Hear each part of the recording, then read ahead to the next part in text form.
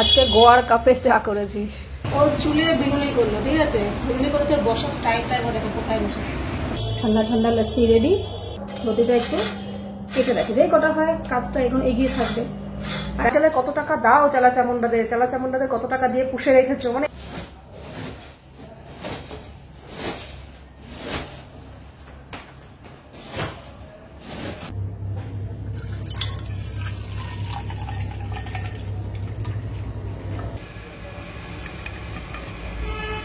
এই যে কালকে রাতে টক দই বসিয়েছিলাম, এখন প্রায়ই আমাকে টক দই বসাতে হচ্ছে, কারণ আমরা এখন দুধটা কম খাওয়া হচ্ছে, টক দইটা বেশি খাওয়া হচ্ছে।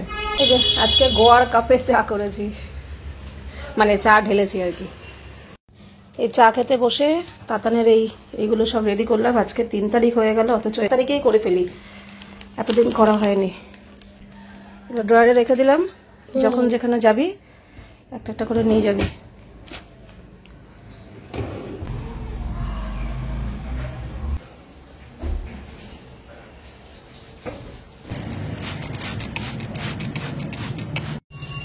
কালকে যে মা নয়নতারা গাছটা লাগিয়ে দিয়ে গেল, গাছটা কিন্তু সুন্দর বেঁচে গেছে, পাতাগুলো পুরো টান টান হয়ে গেছে। তো দেখা যাক। এই কালকে তো সারাদিন ছায়াতে রেখেছিলাম, এই ওপরটা তুলে দিলাম। এখনো রোদ আসবে না, রোদ আস্তে আস্তে বিকেল, তো এখন এই ওপরটাতেই থাক। আর এই যে একটা জবা ফুল ফুটেছে। সকালবেলা যখন আমি উঠে বারান্দায় এসেছিলাম তখন 6:45টার মতো বাজে, তখনও দেখলাম কুড়ি রয়েছে, বেশ বড় সড়ো। তো বেলা বাড়তেই ফুল ফুটে গেছে। শীতকালে সোয়েটার হয় ঠিকই, কিন্তু সোয়েটার তো রোজ রোজ আর কাঁচা হয় না, কিন্তু শীতকালে অতটাও জামা কাপড় হয় না যেটা গরমকালে আমি বিছানা চাদর ভেজানোর সুযোগই পাচ্ছি না। মানে রোজকারের জামা কাপড় এত বেশি পরিমাণে হচ্ছে তিনজনের, যে ওতেই ওয়াশিং মেশিন ভরে যাচ্ছে, আর এক্সট্রা করে কিছু দেওয়ার সুযোগ হচ্ছে না। এই আজকে একটু দেখলাম না একটু কম আছে, এই জন্য একটা বিছানা চাদর ভিজিয়ে দিলাম। আর বিছানা চাদর গরম জলে ভেজানো ছাড়া না পরিষ্কার হয় না। রোজের জামা কাপড় ঠিক আছে হয়ে যায়, কিন্তু বিছানা চাদর হয় না। একটুখানি এই আধা ঘন্টা 1 ঘন্টা গরম জলে ভিজিয়ে রাখবো, তারপরে ওয়াশিং মেশিনে দেবো, ব্যাস তাহলে পরিষ্কার।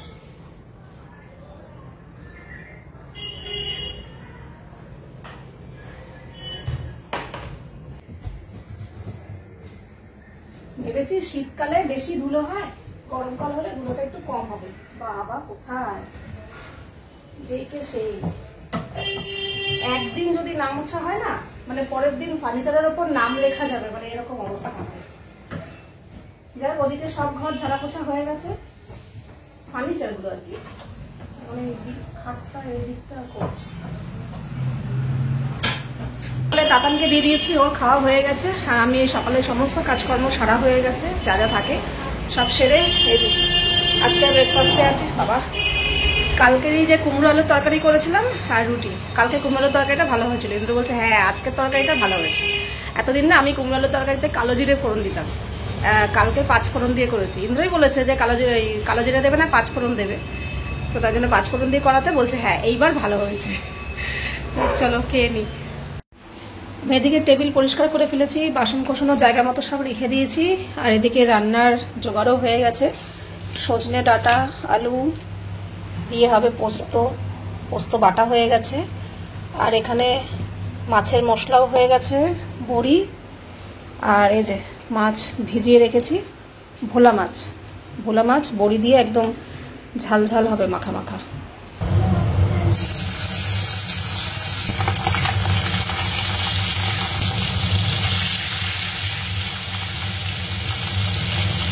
আগের এতগুলো ধনেপাতা রয়েছে, তাও পুরো ভালো ভালো দেখো। আবার এই যে এতটা ধনেপাতা আবার নিয়ে এসছে, তো এখন আমাকে বললো বাটো, এই বাটা ছাড়া আর কোনো উপায় নেই। এই যে এই সব ধনেপাতার গতি করলাম, না হলে নষ্ট হতো, পয়সার জিনিস নষ্ট হলে খারাপ লাগে। জানি মানানসই হলো না আজকের এই ধনেপাতা বাটা, শীতকালে ভালো লাগে, কিন্তু কিছু করার নেই, জিনিস নষ্ট করা যাবে না গো।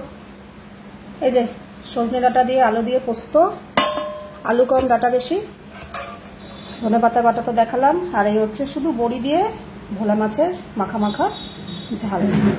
আর ধনেপাতা দেখে বুঝতেই পারছো পরিমাণ বেশি, তাই এখানেও দিয়ে দিয়েছি বেশি। আর এখানে ভাত। এই হচ্ছে রান্না বান্না। এখন বেজে গেছে 2:30, আমার স্নান পুজো সব কমপ্লিট। এবার খেতে বসবো। আর তাতান এদিকে অলরেডি খেতে বসে পড়েছে, খিদে পেয়ে গেছে। তো নিজেই বলেছে, বলে আমি খেতে বসেছি, তোমরাও চলে আসবে। দেবো এবার। এখন বাজে 4টে, এখনো বাজেনি, যদিও বাজবো করছে। আর এই যে টক দই, ম্যাডাম বলেছে আরে টক দই নেই। ও চুলে বিনুনি করলো, ঠিক আছে, বিনুনি করেছে। ওর বসার স্টাইলটা এবার দেখো কোথায় বসেছে। হ্যাঁ, এখানে বসে বিনুনি করলো। নেই ওঠ হয়েছে, না না দিস না, আমাকে আবার পায়ের মধ্যে শুশুরি দিচ্ছে একদম। উঠিয়ে দিচ্ছ, উঠিয়ে দিচ্ছ, তোমার ভালো লাগছে না? এই যে কথা একটু ঘুমাবো, সব না দেখি চুলটা দেখ, চুলটা অনেক বড় হয়ে গেছে। কিন্তু চুলের আগাটা না কাটতে হবে, জানিস মাম? এই দেখ পুরো অসমান হয়ে গেছে। এই দেখ ঘুম পেয়েছে মা। এই যে ফিতেটা বেঁধে দিও। এখন না গাছে দুবার করে জল দিতে লাগছে।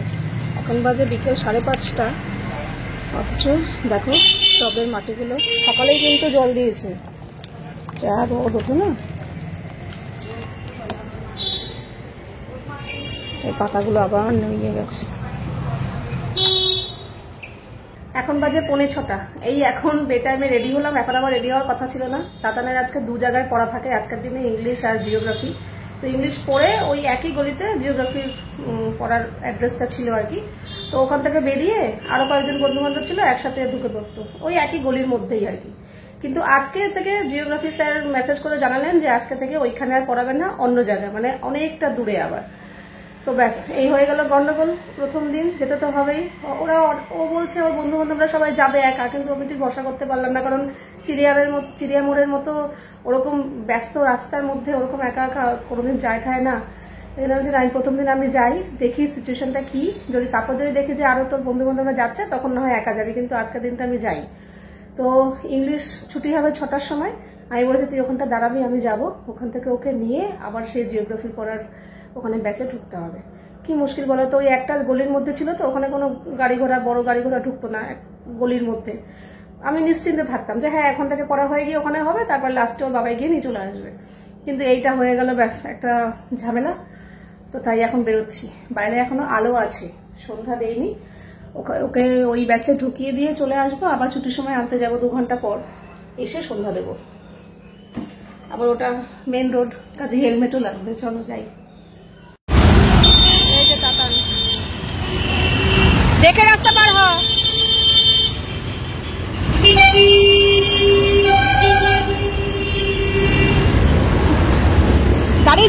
দাঁড়িয়ে যা।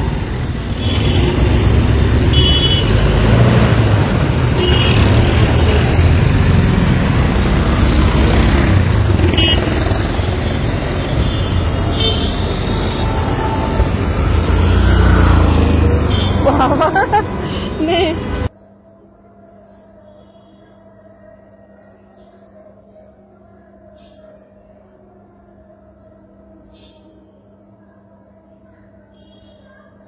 এখন বাজে 7টা। এসেই আমি সন্ধ্যাটা দিয়ে দিলাম, হাত পা ধুয়ে। প্রচন্ড জল তেষ্টা পেয়েছে আর প্রচন্ড গরম লাগছে, বাপরে বাপ। তো অন্য সময় হলে কি হয়, রাস্তায় ফুচকা দেখলেই লোভ লাগে। আজকে ফুচকা আমার এত পরিমাণে ঠান্ডা খেতে ইচ্ছা করছে যে কি বলবো। ভাবছিলাম বাড়িতে এসে ফ্রিজের ঠান্ডা জল খাবো, তারপর বললাম না, ঠান্ডা জল খাবো না। এই যে টক দই রোজ পাতে কিসের জন্য? সবসময় তো ওদের জন্য করে দিই, আমি খুব একটা খাই না, কিন্তু আমার জন্য খুব একটা করি না ধরতে গেলে। কিন্তু আজকে আমি আমার জন্য লস্যি করবো না, একবারে করবো, করে বেশি করে রাখবো, ওরা আসলে ওদেরকে দেবো, তবে আমি এখন খাবো। তোমরা অনেকেই বলেছো দিদি লস্যির রেসিপিটা দাও, তাহলে আমিও আমার বাবা মা ভাই বোনকে করে খাওয়াবো আর কি। তো ভাবলাম তাহলে চলো, যারা যারা দেখতে চেয়েছো তাদের জন্য। তো আমি এখানে চিনি গুঁড়ো করে রেখেছি। চিনিটা দেখো যার যার নিজের ব্যাপার, কে কিরকম মিষ্টি খায়। আমরা একটু বেশি মিষ্টি খাই, তাই বেশি দিয়েছি। মানে আমি 1 গ্লাস লস্যির জন্য আমি 3 চামচ চিনি দিই, তো সেই হিসাবে চিনি দিয়েছি। আর আজকে আমি লস্যিটা একটু বেশি করে করবো, মানে 3-4 গ্লাস হবে এরকম। তো আমি এরকম পুরো 500 দুধের টক দই বসিয়েছিলাম, এতটা, এটা পুরোটাই দেবো। আর না হলে অন্যান্য সময় যদি লস্যি করি 1 গ্লাসের জন্য আমি 5 চামচ টক দই দিই, বাকিটা জল। যত জল কম হবে টক দই বেশি হবে, তত লস্যির টেস্ট ভালো হবে। তো আমি পুরোটাই টক দই দিয়ে দেবো, লাস্টে একটু রেখে দেবো। এই যে এতটা থাক।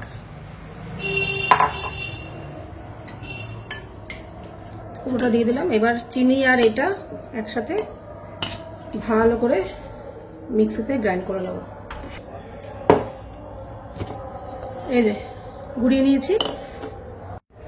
এবার এর মধ্যে একটু ঠান্ডা জল দিয়ে আবার একটু মিক্সি চালিয়ে নেব।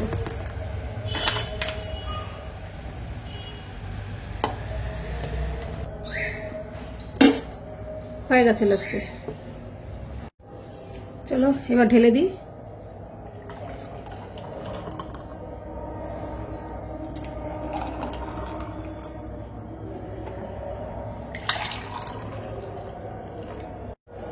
এবার এই মিক্সি বাটিটার মধ্যেই আরেকটু ঠান্ডা জল দিয়ে এটা আরেকটু মিক্সিতে ঘুরিয়ে নেব। এবার দিয়ে দেবো।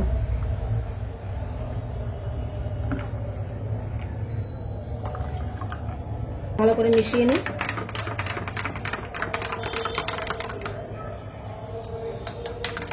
টক দই রেখেছিলাম এর উপর দিয়ে দেবো।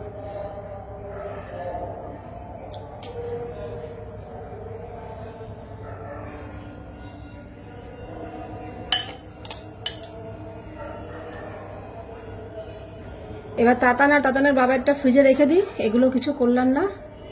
এবার এর মধ্যে দুটো বরফ দিয়ে দিলাম আর ওপর দিয়ে একটু বিট লবণ ছড়িয়ে দিলাম। এই তো লস্যি রেডি। তো এইভাবেই করি। তোমরা যদি আরো অনেকে অনেক রকম পদ্ধতিতে করো, তো কেউ অনেকে অন্যরকম পদ্ধতিতে করো, তো সেটাও আমার সাথে শেয়ার করতে পারো, তাহলে সেরকম ভাবে আমি ট্রাই করব। আমি কিন্তু এইভাবেই করি। তো চলো, ঠান্ডা ঠান্ডা লস্যি রেডি। এই গরমের দিনে এই ঠান্ডা লস্যি না পুরো মানে অমৃতের মতো, অমৃত।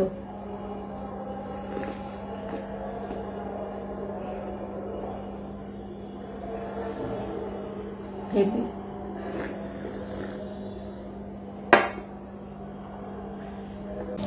আমি তাতানকে আনতে যাব, এখনো হাতে প্রায় 1 ঘন্টার মতো সময় আছে। 1 ঘন্টা না, 45 মিনিটের মতো সময় আছে। তো ভাবলাম সময়টা নষ্ট না করে, এখানে আগের দিন লতি এনেছিল, এই যে এই লতি কাটা হয়নি। তো ভাবলাম যতটুকু হয়, লতি কাটতে তো প্রচুর সময় লাগে, সকালবেলা কেটে রান্না করা মানে অনেক বেলা হয়ে যাবে। তার জন্য ভাবলাম যতক্ষণ সময় পাচ্ছি লতিটা একটু কেটে রাখি, যেই কটা হয় কাজটা এখন এগিয়ে থাকবে। আর এখন জামা ছাড়লাম না, বেকার একবার জামা ছাড়বো আবার পরবো, পরতে বড় বিরক্ত লাগে। তার থেকে এটা পরেই থাকি, একেবারে যতটুকু কাজ হয় হবে, তারপর ওকে আনতে যাব। এইসব খেতে তো ভালো লাগে, কিন্তু বড় বিরক্তের কাজ এই ছাড়ানোটা। ওকে দেখে মনে হচ্ছে না আমি কত কাজ করলাম, পুরো ঘেমে গেছি, অথচ এখানে বসে বসেই লতি কাটছিলাম, ওপরে ফ্যানও চলছিল, তা সত্ত্বেও দেখো তত্তরিয়ে ঘামছি। লতি সব কাটতে পারিনি, ওই কটা কেটেছি, ওরকম ভাবেই রইলো, কারণ এসে আবার তাহলে বাকিটা করব। আর হেলমেট পরার আরেকটা অসুবিধা কি জানো তো, চুল ওপরে তুলে বাঁধতে পারি না, ক্লিপের জন্য হেলমেট পরা যায় না, এই জন্য এরকম ভাবে চুল বেঁধে যেতে হয়। আর পিঠে যত চুল লাগে না, আরো বেশি যেন গরম লাগে। দেখি চলো, 8:15 বাজে, তাতানের 8:30টায় ছুটি, 15 মিনিটে পৌঁছে যাবো। এখন বাজে 9:45। এই এখন পড়ার থেকে আসার সময় বায়না করেছিল ফুচকা খাবে, ফুচকা দেয়নি। কত কিছু নিয়ে আসলো। আমি তো বলেছিলাম এত রাত্রে না খাওয়ার জন্য, আমি লস্যি বানিয়েছি, আমি কাকার জন্য বলছিলাম, আমি লস্যি বানিয়েছি, লস্যি খেতিস গরমের মধ্যে। বাবা এসেই আগে ফিল্টারটা চালিয়ে দিয়েছি। দিনের বেলা ফিল্টার চালাই না, এক সকালে চালাই আর রাত্রে চালাই। সকালে জলটা ঠান্ডা থাকে, আর রাতে দুপুরে চালালে তো পুরো গরম জল উঠবে। যাই হোক, আর এদিকে টক দই তো লস্যি করে শেষ হয়ে গেছে, এই জন্য আবার এই যে টক দইটা এরকম ছাকছি। এই দেখো নিচে কতটা জল পড়েছে, এই জলটা ফেলে দেবো। তারপরে একদম খাঁটি টক দইটা থাকবে, ঘন টক দইটা, সেটা দিয়ে দই বসাবো। দই বসানোর জন্য এখানে দুধও বার করে রেখেছি, ওটা লাস্টে বসাবো, ওই 10 সাড়ে 10টা নাগাদ বসাবো। এদিকে আলু সেদ্ধ বসিয়ে দিয়েছি কুকারে, আর এখানে ভাত বসিয়ে দিয়েছি, ডিম বার করে রেখেছি। এখন এই যে এই বাকি যে লতিগুলো রয়েছে এগুলো কুটতে বসবো। এখন বেজে গেছে 9টা। এসে খুব ইচ্ছা করছিল যে একটু গা ধুই, কিন্তু এখন গা ধোবো না, কারণ রাত্রে শোয়ার আগে গা ধুয়ে শোবো, ওটা বেশি বেটার হবে। তো সেদ্ধ ভাত বসিয়ে দিলাম। তাতানো ভেবেছিলাম ওপরেই খাবে, কিন্তু নিচ থেকে আবার দাদা ফোন করলো যে নিচে রুটি মাংস হচ্ছে। ও বললো হ্যাঁ খাবো, তো ও নিচে খাবে। কাজে আমাদের কর্তাগিন্নি এমনিতেই সেদ্ধ ভাত বসানোরই কথা ছিল, তো ওখানে সিদ্ধ ভাত বসিয়ে দিয়েছি। এবার ডাল সেদ্ধটা করবো কিনা জানি না, ও আসুক দেখা যাক। তো এই তো এই গরমের মধ্যে আর রান্নাঘরে না থাকতেই ইচ্ছা করছে না, কি বলবো, এত গরম পড়েছে এখনই এরকম, আরো পরে তো নিশ্চয়ই আরো গরম পড়বে। তো যাই হোক, এখন তোমাদের সাথে কিছু কথা বলার আছে আমার। বেশ কিছু কয়েকদিন ধরে টানা আমি দেখছি এই কমেন্টটা আসছে, কয়েকজন করছো, গোনাগুনতি কয়েকজন করছো। আর আমার সব থেকে বেশি খারাপ লাগে কোথায় জানো তো, যখন তোমরা যারা আমাকে ভালোবাসো আর তারা আমাকে ভালোবেসে আমার হয়ে যখন কিছু বলো, আর তারা যখন তোমাদেরকে কোনো খারাপ কথা, নোংরা কথা বলে, আমাকে যখন বলে তার থেকে বেশি তোমাদের যখন বলে, তখন আমার আরো বেশি খারাপ লাগে। যার জন্য এই কথাগুলো আমি এখানে বলতে আসলাম। বেশ কয়েকদিন ধরে দেখছি দেখছি এই কমেন্টটা আসছে, তোমরা যারা নেগেটিভ কমেন্ট করো আর কি, খারাপ ভাবে, তো তাদের কমেন্টের নিচে বেশ কিছু কমেন্ট পড়ে যারা আমাকে ভালোবাসো, তাদেরকে ধোয়াতে আসো আর কি।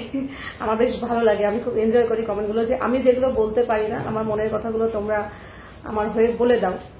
তো ঠিক আছে, এটা অবধি ঠিক আছে, কিন্তু ওটাই যে বললাম যে খারাপ লাগে তখনই যখন তারা আবার তোমাদেরকে খারাপ কথা বলে, ওটা আমার সব থেকে বেশি খারাপ লাগে।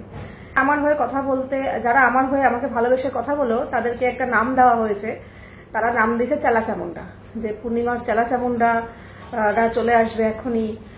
তারা চেলাচামুন্ডাদের কত মাস গেলে কত টাকা দাও, চেলাচামুন্ডাদের কত টাকা দিয়ে পুষে রেখেছো, মানে এরকম ধরনের বেশ কিছু কমেন্ট আসছে দেখছি, চেলাচামুন্ডা বলছো। তো তোমাদের দেখো, যার যার মেন্টালিটি, যার মানসিকতা যেরকম, তার কথাও সেরকমই হবে, তার কমেন্টটাও সেরকমই হবে। তো এখানে একটা কথা বলি, তোমরা হয়তো চেলাচামুন্ডা পোষার জন্য টাকা লাগে, কিন্তু আমাদের না চেলাচামুন্ডার প্রয়োজন পড়ে না। আমাদের চেলাচামুন্ডা পোষার জন্য পয়সাও প্রয়োজন পড়ে না, টাকা দিতেও প্রয়োজন পড়ে না, আর আমাদের চেলাচামুন্ডারও প্রয়োজন পড়ে না। তো তোমরা এসব বুঝবে না, তোমরা সবসময় টাকাটাই দেখো, চেলাচামুন্ডা দেখো, এরকম ধরনের দেখো। মন বলে কিছু আছে, ভালোবাসা বলে কিছু আছে। এমনি এতগুলো মানুষ আমাকে ভালোবেসে আমার ভিডিও রোজ দেখেও না, আমাকে কমেন্টও করে না। দেখতে না একটা অন্তরের একটা আন্তরিক একটা ভালোবাসা চলে আসে। আমিও তো ব্লগ দেখি অনেকের, পুরো মনে হয় কি যে আমি তাদের ঘরেই বসে আছি, তাদের সাথে, সে আমার সাথেই কথা বলছে, এরকম একটা কানেক্ট মনে হয় যে হ্যাঁ, এটা ভালোবাসাটা মন থেকে না চলে আসে। আর যখন ভালোবাসাটা মন থেকে চলে আসে, তাকে যখন কেউ কোনো রকম খারাপ কথা বলে না, তখন তারা বলতে যায়। তো সেগুলো হচ্ছে আন্তরিক ভালোবাসা, কোনো চেলাচামুন্ডা নয়। পয়সা দিয়েও এরকম ভালোবাসার মানুষ পাওয়া যাবে না, তোমরা পয়সা দিলেও এরকম ভালোবাসার মানুষ পাবে না, যার নাম দিয়েছে তোমরা চেলাচামুন্ডা, ঠিক আছে? তো সেটা পাওয়ার জন্য অনেক ভাগ্য দরকার, অনেক কি বলবো, আমি অত ভালোভাবে গুছিয়ে কথা বলতে পারি না, আমার যেটুকু মনে আসে আমি সেটুকু বলি। সত্যি আমি অনেক ভাগ্য করেছি যে নিজেদের, দেখো পরিবারের মানুষরা তো ভালোবাসবেই, সেটা তো আছেই, কিন্তু পরিবারের বাইরেও যে এতগুলো মানুষ আমাকে ভালোবাসছো, আমার হয়ে কথা বলতে গিয়ে এত খারাপ কথাও শুনছো, তাও প্রতিদিন খারাপ কথা শুনছো, তাও সেই কমেন্টের, নেগেটিভ কমেন্টের নিচে গিয়ে তোমরা কমেন্ট করছো। বিশ্বাস করো, আমি তোমাদের আর আমি কিছু বলতে পারছি না, আমার আর কিছু বলার ভাষা নেই। ধন্যবাদ বলে তোমাদের ছোট করব না, আমার আর কিছু বলার ভাষা নেই। মাঝে মাঝে খুব ইমোশন হয়ে পড়ি যে এমনি এতগুলো মানুষ আমাকে ভালোবাসছে। তো যারা নেগেটিভ কমেন্ট করো, তারা এসব বুঝবে না, তাদের মাথার ওপর দিয়ে যাবে, ভেতরে ঢোকার কোনো ক্ষমতা নেই। এইসব ভালোবাসা, আন্তরিক ভালোবাসা, এগুলো তোমাদের বোঝার বাইরে, তোমরা পয়সাটাই বোঝো সবসময়। তো যাই হোক, যেটা বলার উদ্দেশ্য, তোমরা যারা আমাকে ভালোবাসো, তো যারা নেগেটিভ কমেন্ট করছে করুক গিয়ে, তোমাদের যখন খারাপ কিছু কেউ বলে আমার খুব খারাপ লাগে, কাজে তোমরা কিছু বলতে দিও না, ছেড়ে দাও না, যে যা খুশি বলুক গিয়ে। অনেকে অনেক কিছু বলবে, কিন্তু আমি কোনটা নেব না সেটা তো আমার ব্যক্তিগত ব্যাপার। যে যেটা বলছে আমি কি পুরোটাই নিয়ে নেব না। যে বলছে তাকে বলতে দাও তার মতো, আমি আমার মতো কাজ করছি। আর তোমরা যারা আমাকে ভালোবেসে আমার ভিডিও দেখো, আমাকে প্রত্যেকটা ভিডিওতে একটু করে লাইক দিও, এটাই আমি ভালোবাসি। আর কমেন্ট করো ভালো, ব্যাস। একটা কমেন্টের মধ্যে যদি দুটো খারাপ কমেন্ট থাকে, তো ওগুলো মানে কি বলবো, থাক, আমি আর কিছু বলতে চাই না।